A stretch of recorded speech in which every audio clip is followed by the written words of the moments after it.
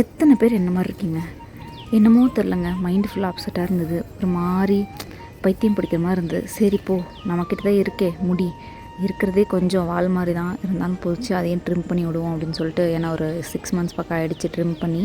சரி அதையாச்சும் பண்ணுவோம் அப்படின்னு சொல்லிட்டு இதை பண்ணும்போது என்னமோ தெரிலங்க, ஒரு மாதிரி மனசு ஃபுல்லாக ஹாப்பியாக, ஒரு மாதிரி எல்லா ஸ்ட்ரெஸ்ஸும் இந்த முடி கட் பண்ணும்போது போன மாதிரி ஒரு ஃபீலு. உங்களுக்கு எப்படின்னு தெரில.